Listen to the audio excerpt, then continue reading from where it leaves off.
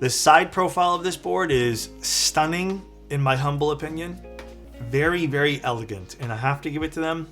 Beautifully, beautifully done. This is the Percent Studios board, the PT750. It is a very, very pretty board. To kind of give you guys some background on this, let's not beat around the bush here. Percent has had a pretty crappy track record with customer support. It's hit and miss. It's always been very, very hit and miss, and it's kind of one of those things where if you reach out to Percent, they don't do well, like in terms of trying to service the customer, and it sucks because you bought their product, and sometimes their products are more expensive. I've always been a fan of Percent Studios designs. I've always thought they were really pretty, but it's hard to recommend them just because they're terrible customer support. It seems like I was actually I think it was like a few hours before stream today, I was going to talk in depth about that and just kind of really dive deep into my thoughts there. And we still can, how I think customer support is, half the battle when it comes to a good product. What I did learn from reading the Z Frontier and just talking to some people as well, is this particular one is actually going to be,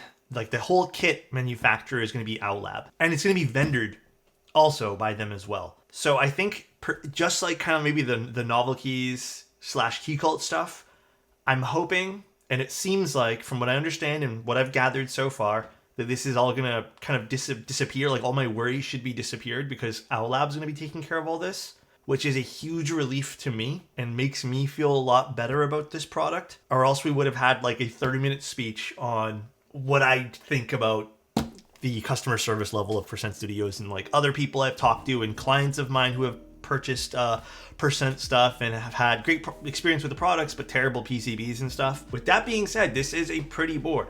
And I want to show you guys because this is one of the few Percent Studios boards where I think it looks better than the majority of the other stuff they've released. And it's a little bit more expensive because of those machining, like the side profile on this is going to make this more expensive, which is also kind of, interesting to see how they're going to handle all this. So this is the PT750. It's expensive. It's $500, but there's good reason. And you guys will see. This is definitely a premium product.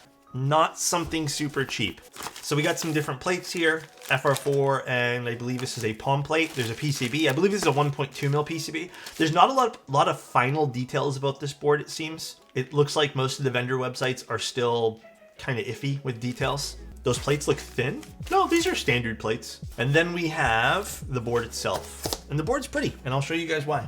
Again, this is a sponsored stream because they're letting us keep this board. I have a feeling that this is not gonna be everyone's cup of tea layout wise, if that makes sense. I have a feeling a lot of people are going to look at this and go, okay, well, I prefer the other versions of 75%, if you want to call it. But pretty looking keyboard. Look at these, look at the side profile here. And this is the big thing of why this board costs so much. And this is kind of really reminiscent of the Andromeda. And you can kind of see just like this curve along the side profile here.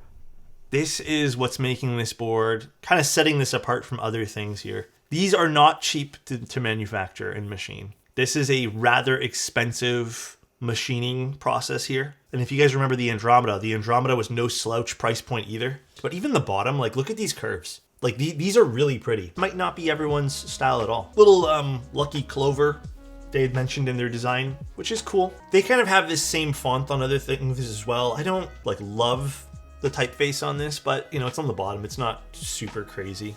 Oh no, okay, it just pulls off. Yeah, it's a very pretty looking keyboard. Extremely pretty. I would say it's rather unique as well. Look at that. I can see this being a lot of people's cup of tea, but I can also see this being rather divisive visually. We have the internal steps, which I really appreciate, by the way. This is a catchball system. Let's see how tight this catchball system is. And then we're using, which we've seen in some Owl Labs boards. We're using their metal leaf springs. So we have catchball system, which I'm a little bit indifferent on.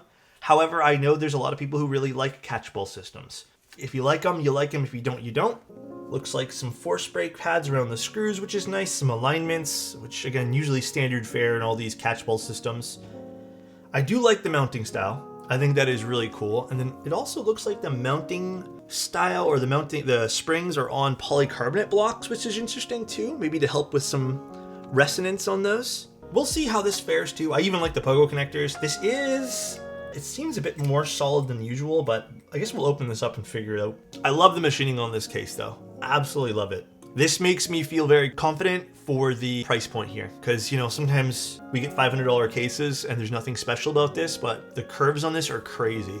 And again, there's some stuff they talked about on the IC about the curves and specifically like their choices to go with it. There's curvature continuity, and there's like G0, G1, G2, and G3. So it represents the smoothness of a curve, and they decided to go with what's called, I guess, G3, which is the nicest out of all the curves, which is interesting, you know, very, very interesting. Beautiful looking board. The side profile on this is maybe not in this particular color. Maybe this is like my least favorite of all the colors, because there are some beautiful colors here. Let me show you guys really quick.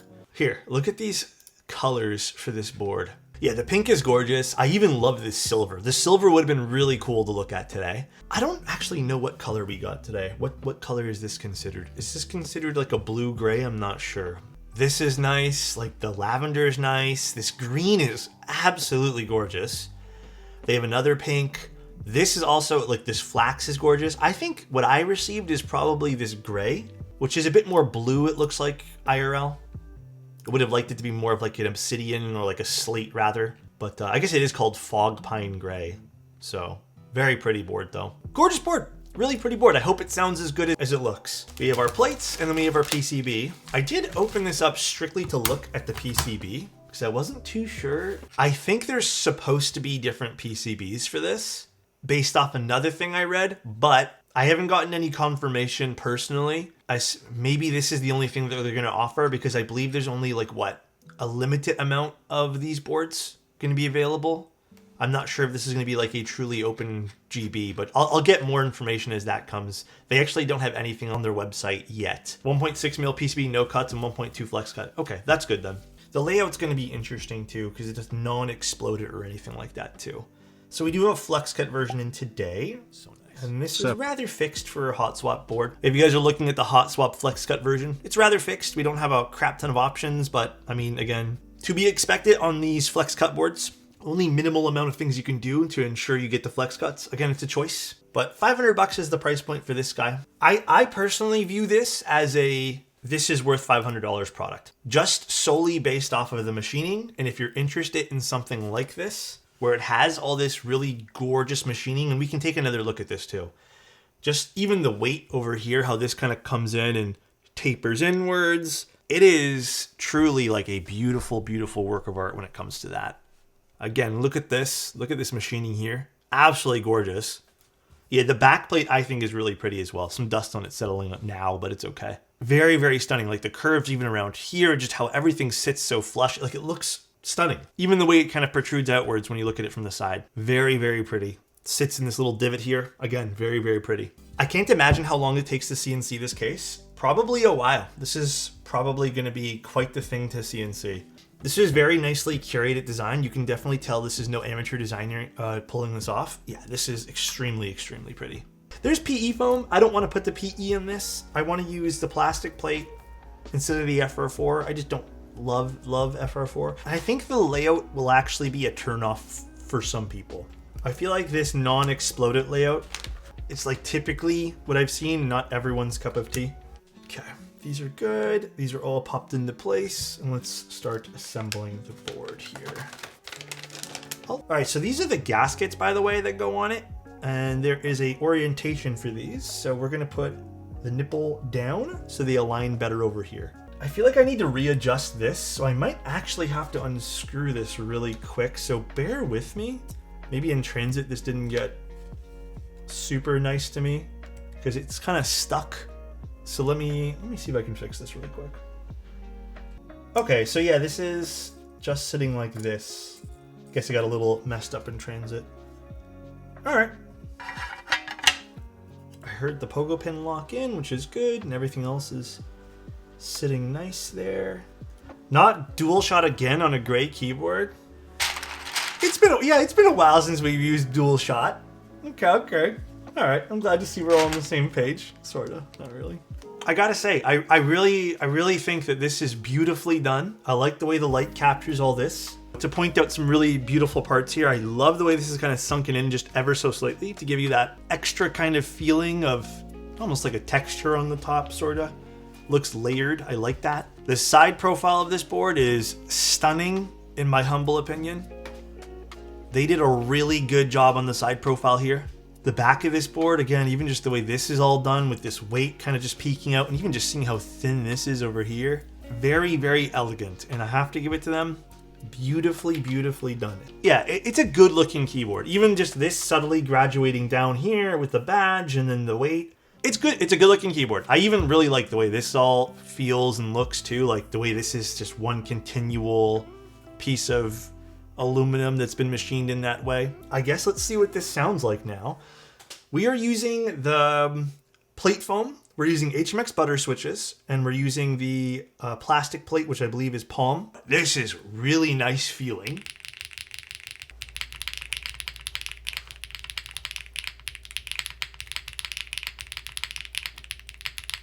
This is pretty nice, actually.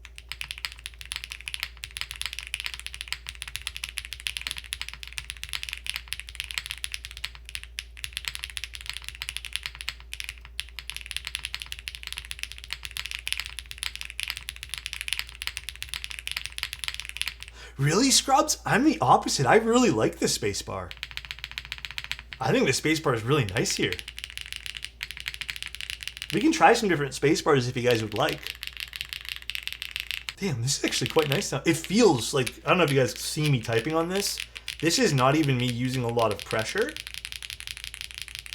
And there is some crazy movement. This is an extremely soft typing experience. Plasticky? Okay, let's see a different switch for this. We can try a few different ones. Start off with the milky yellow. I feel like now it's a little underwhelming compared to the alphas.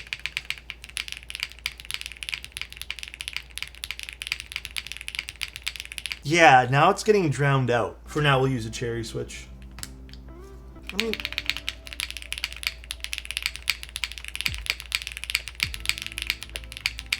it still sounds good. I still think I liked this particular switch because it just felt more in line with everything.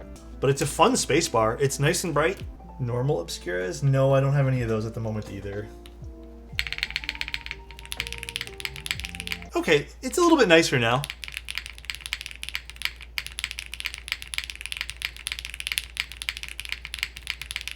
I sort of feel like it's still in line with the HMX butter. Maybe a little bit deeper in tonality with this switch.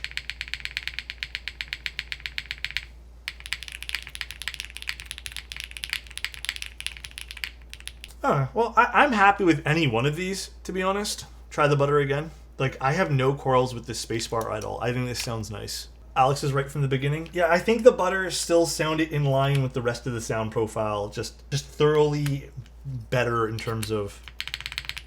Yeah. Actually, you know what? I do think the butter might be a bit deeper. Thoughts so far, I really liked the sound profile on this. Believe it or not, even with the flex cuts. Mind you, definitely leans a bit foamier. I'd love to still see this with a 1.6mm PCB, which they do offer. I just don't know what that sounds like because I don't have one. I love the way this feels. I've always been a really big fan of when people implement leaf springs correctly. If they can do it right, it always feels really good. I had some problems originally with when OutLabs had the spring, I think, that Alice board. I think that had to be one of my least favorite implementations. Like, it had some problems. It's nice to see how far they've come with this. I think this is a really good implementation.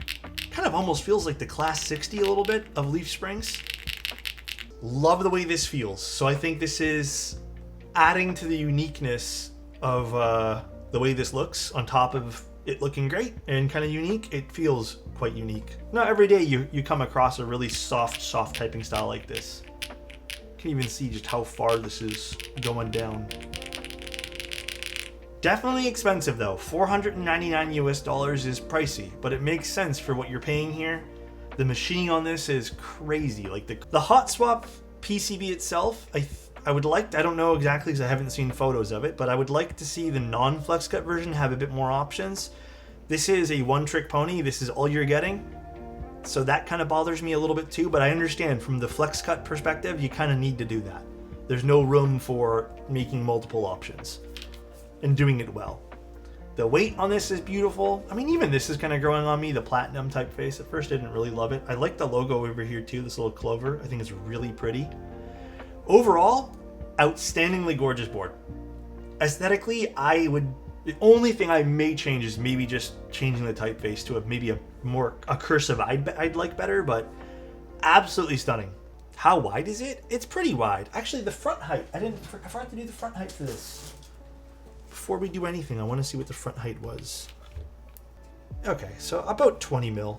Yeah, about 20.4 millimeters for a front height, I'd say. Maybe that would be considered a little bit less, only because I think the board kind of steeps in a little bit, but just based off of this, about 20, which I'd say is, again, the max level of what I feel is comfortable. So, bye everybody, love you, and have a good day. If you guys are in Toronto, stay warm and stay indoors.